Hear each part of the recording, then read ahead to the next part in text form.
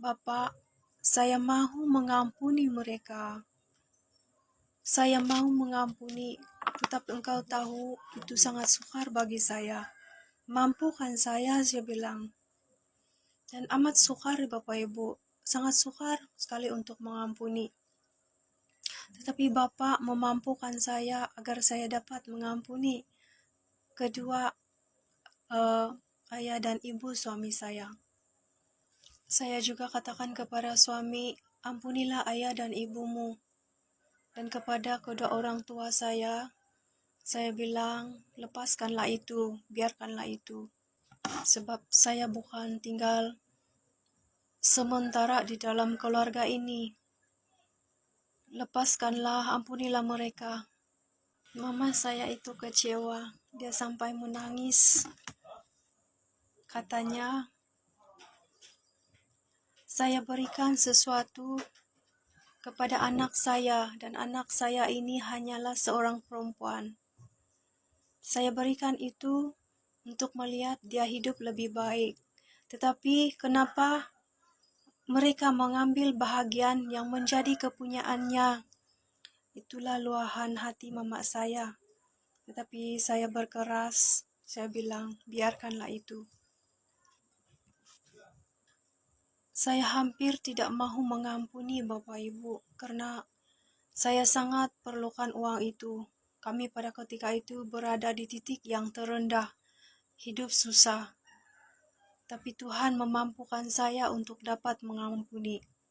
Dan sampai pada hari ini hubungan saya dengan ibu bapa suami saya amat baik. Tuhan juga mengembalikan segala yang kami kehilangan, di mana pada tahun 2021 bulan September, Bapak memberkati kami dan memampukan kami membina sebuah rumah kecil. Dan di awal tahun 2022, kami sudah berpindah di rumah itu. Dan tanah tapak rumah itu adalah tanah terbaik yang Bapak berikan buat kami. Dia membukakan hati ibu bapak, suami saya untuk memberikan bahagian itu, tapak tanah itu, supaya kami dapat membina rumah di tempat itu. Selain itu, kami juga mendapat bahagian tapak tanah untuk tempat tapak rumah daripada tanah perkampungan.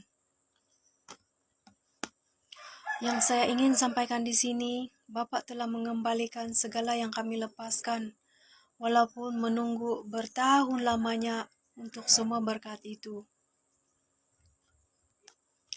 Jadi Bapak Ibu, bagaimana dengan kita hari ini?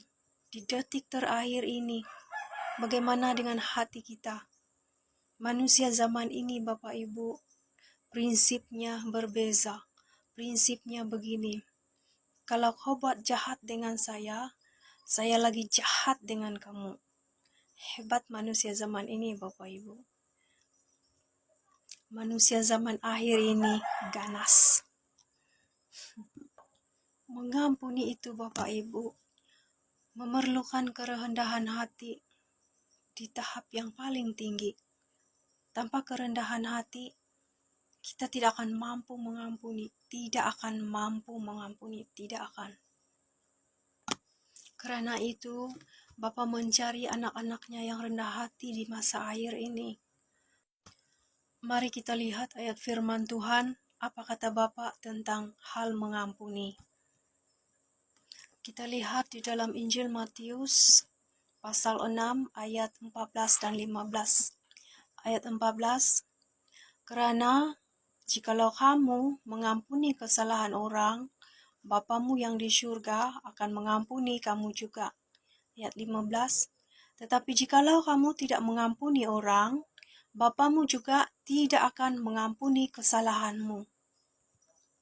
Dan satu lagi di Injil Matius pasal 18 ayat 21 dan 22.